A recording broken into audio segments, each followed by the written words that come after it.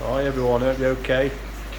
Around the 5k pond, as you can see, there's a white light on this, and I'll show you it in a minute. The koi aren't feeding a lot now. As you can see, there's a little Engbird thermometer floating around there, which connects up to Bluetooth.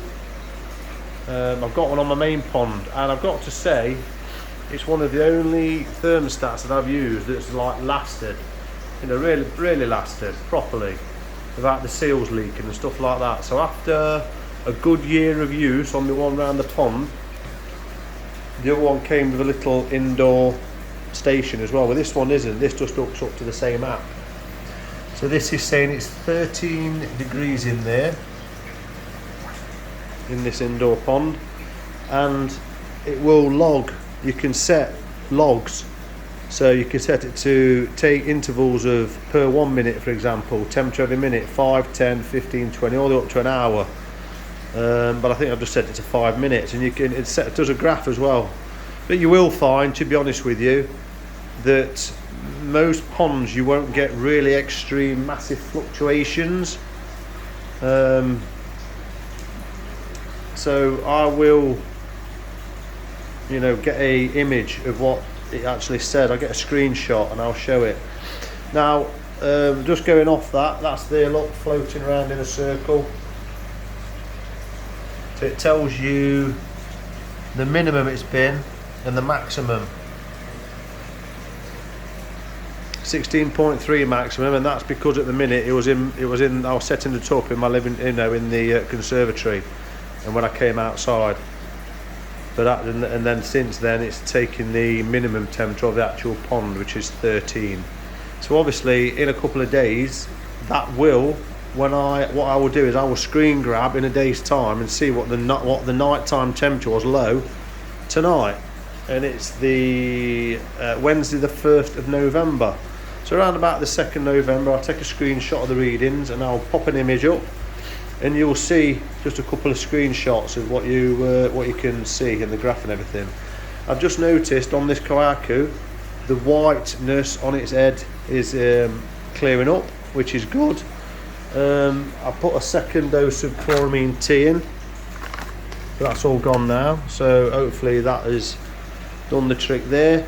And like I say, I turned the UV off to this pond, the 5k, and I noticed within a couple of days it was going quite murky. And if I'm honest with you, murky water is not a bad thing.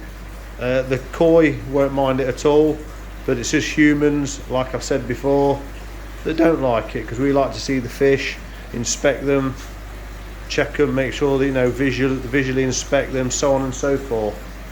So that's that. I've actually turned the feeder off, and I've said this before, I think, with that feeder, every time you set it or change it, it seems to dump the bloody food out. So it like does an interval and drops food. So annoying.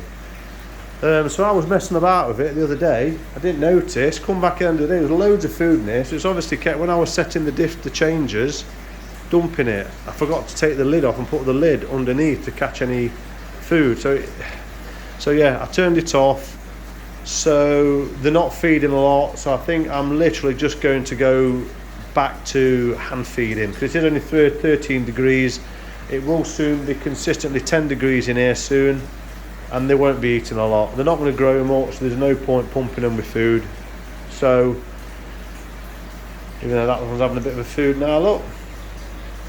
So it won't take long for me to finish off the Kenko colour food, and when that's done, I've got no food left. The only food I've got is Saki Akari Balance. I've got a 15 kilogram sack in my cabin down there, but obviously I won't use that until spring next year.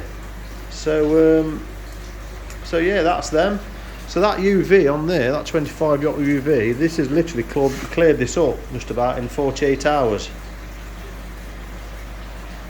So up to the white light. If I step back, I'll show you what it is. So as you can see, it's basically like a shop unit UFO. There it is, and it's only got a little short lead on it, which is a bit of a pain in the butt actually.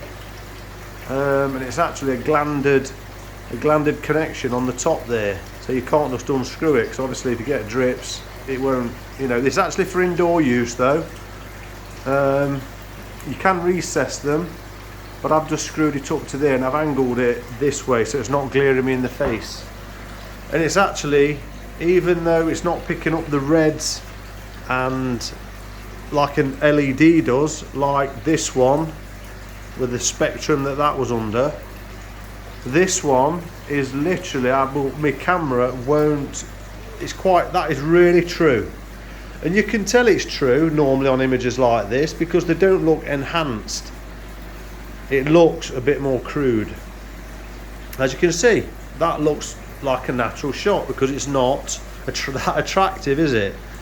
And when you see an attractive photo, lovely blue background, it looks like the actual core's been embossed, that's been manipulated, or it's under LEDs, or it's been enhanced. There's no doubt about it. So be careful. I've said it loads of times. Be careful when you're buying koi. Get a true colour representation of them. And this is quite true. So that Kohaku there, Adam Bayer, is like an orange colour. Well, it is an orange colour. This Kohaku I've just got is more red, quite a lot more red. So is this one and this one. And then the Sankey is, and so are these showers. And you can see that it shows up on there. But if I did a shot of this under the LEDs, the light LED, the grow light lamp, that would be shown a lot redder. So yeah, I'm toying with the idea of putting some string around that and just having it in here. So that's that. I think it was only about, was it 20 quid, something like that. It weren't too much. So I'm going to get some scaffolding boards over here at some point. I've got my big large bubble wraps come, so I've not really thought about it a lot. I just keep mopping the now it's getting a bit cooler, the condensation is not as bad. It is still quite bad, but I keep mopping it more often because I want to get this bubble wrap up this weekend, I think. So I'm going to get some scaffolding planks over, and I think what I'm going to do, I'm going to put the bottom, I'm going to run it that way, all the way across the length to here. Cut down the joist, safety pins, drawing pins, dump, bump, bump, bump, bump, bump, bump, bump, bump, bump. Next one at the top there, and that is 1 metre drop, I think, so that will overlap this one. There'll be a bit of an overlap, bump, bump, bump, bump, so on and so forth. I'll put a bit of a turn, I'll turn back there, so when I put the next piece across, all the way across, all the way to the end, then I put another section here and that will overlap this piece, and then another, the middle, that will overlap that piece. The end piece will come down a little bit, overlap that piece, and then I'll go across, because there'll be a bit of a lip coming down, I'll put a strip all the way across there, and then another one under the window to there, and that'll be it. The ends I'm going to leave because I haven't had any problems with them really. If I go to this end here, it's not like this stuff, and hopefully that will gradually, you know, create that barrier in between, so that condensation on that wall won't, the warmer air in here won't hit the cold air, because they've got that barrier, the bubble wrap, and that will eliminate that problem with the condensation, which will make it feel a lot better in here hopefully, and hopefully that will last a few years. And in a few years time, when it degrades with UV and stuff, you take it down, another 40, 50 quid on another roll, and off you go. Now it's a 50 metre roll, so I know that each one of these is 2 metres. It's 2, 4, yeah, it's 8. So it's 8 metres. So I need 16 metres there, 16 metres there. That's 34. So I'm going to be short because I've got 50. So what I would probably do, just thinking about what I've just said about doing the sides and stuff, I will do the tops first. So I'll put a piece there, I think, instead of the sides, start in that corner, come across, lip down a bit, all the way across, 1 strip, 2 strip, 3 strip, 4 strips, and that's 8, 16, 24, 34. So it's probably going to take about 34 meters on that roof, and then I'll run a hole down one side. So it'll be 34, 35, 37, 38, 39, 40, 41, 42, 44, 45, 50. So I'm probably going to get the roof done on one side.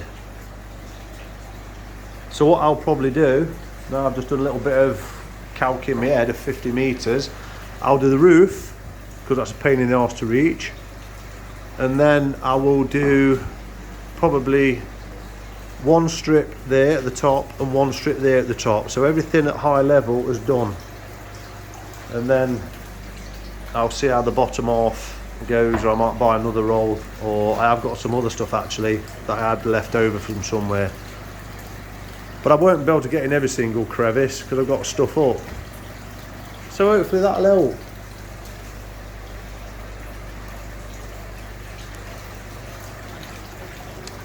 What else is there? Let's have a little look at this in there. So this has been, it's now Wednesday. It was Monday evening I took out the foam pad, and here it is all cleaned. So as I've shown you before, this filter material, that's what it looks like in reality, and that middle, that end part, the bottom part there, the foam one, if you leave that on it clogs within 12 hours. So I have peeled it back and I've took it off, so there it is. So up in there is this with that pulled off. So it's just the blue one and then the top, and that has been in there now, like I say, since Monday evening. I came in here and this was really high, and now as you can see it's working an absolute treat. What I've done as well, I put bigger holes in that at the bottom as well, so it's not holding water at all. Yeah, it's only holding about ½ an inch, whereas this one, look, was holding a couple, and so that. So at some point when it's a bit nicer at the weekend, I will do all of these. All I did was this knife, took it out, emptied it, put it on upside down and just stuck that in and twisted it. Like, imagine that, did that and then just twist it and made it bigger, and that was it. Job done. I tested the nitrite again on this pond and it was running at there 0.25. So obviously that will really go down now because there's not going to be hardly any food going in there at all, and that'll just tick over like that over the next few months. So that's it, that's all there is really. I've reset the so yeah, things are doing well. The koi in there are doing well. You see it's really clear. There's the tancho.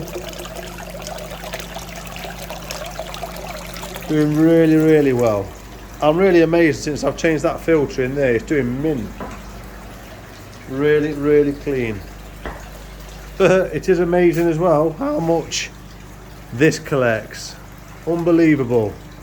So I think what I will do is when I disturb something, I clean the filter out. When I've got the pump off and I've purged and plunged and cleaned the filter out, I will put that on top there. While I'm messing about that day for a few hours, I'll leave this in to take the finer debris, so it takes it out of the circulation of the pond, and keep doing that periodically. So that's it in here. I'm going to say goodbye to these for the night. Sleep well. So yeah, that was a mistake really, in essence, thinking about that. I popped it, I've knackered it, and it probably weren't the best idea hanging over the pond like that. And now with this, as you can see, the difference before, you know, then and now, it's in here. So I have actually I've got it just perfect now, because I've got enough light on this side, look, to work on my filters. I can do tests and that now, and actually get a bit of light in and see the fish as well. And I can also just tap it on one side, and as it completely is a downlighter. That is a downlighter now, look. But then you can't see the fish. So that's why I just had it enough tilted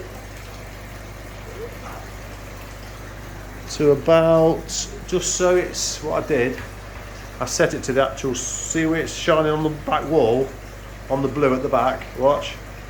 It's the pond at that side, look, in the shadow now.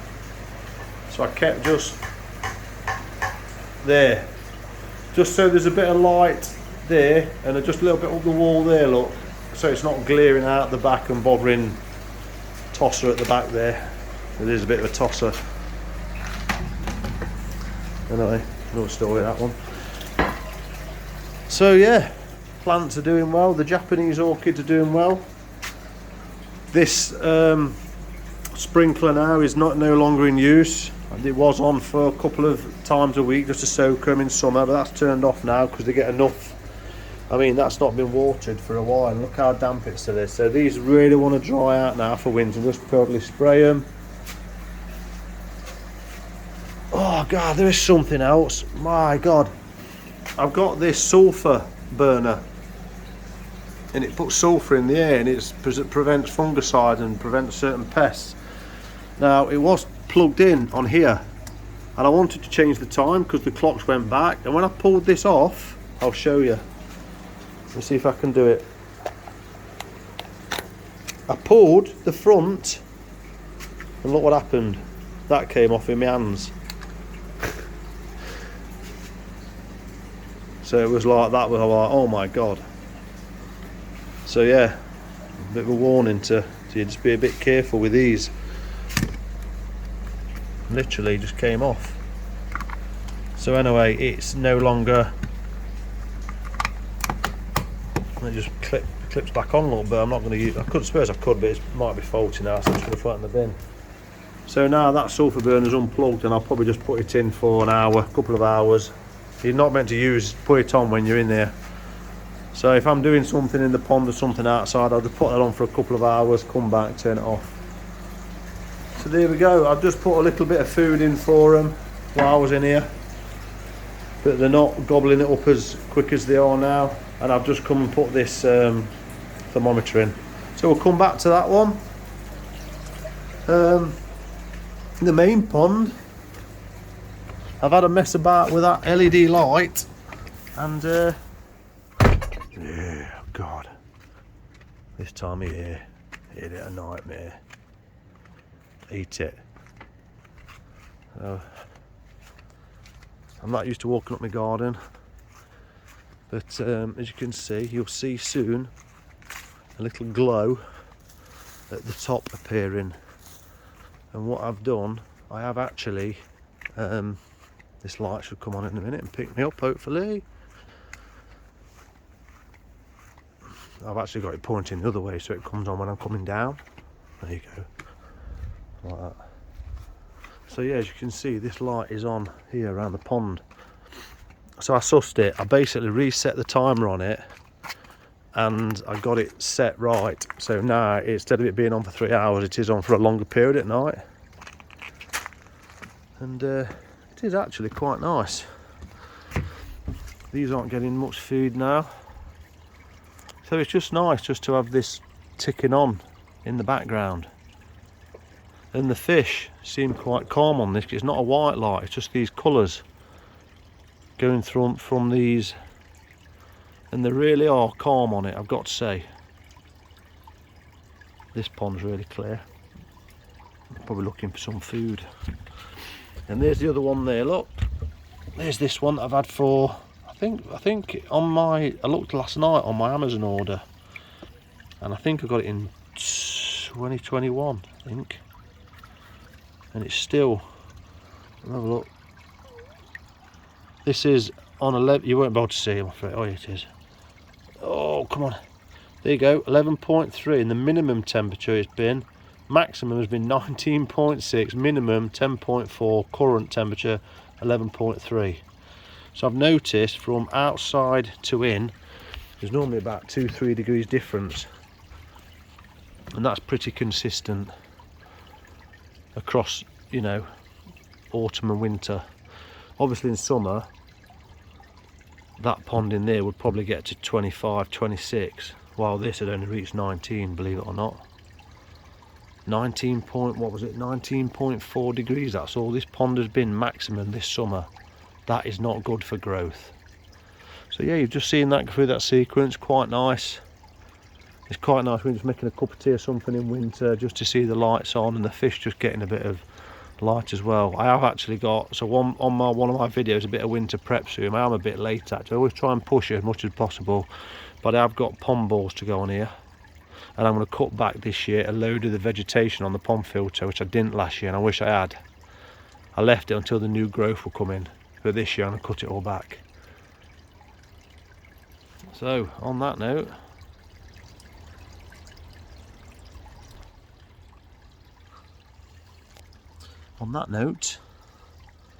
thanks for watching. It's a lovely night here in Nottingham, but it's getting cold.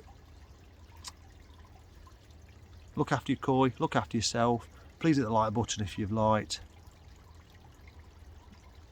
Please subscribe if you haven't already, and thanks if you are a subscriber. See you on the next one.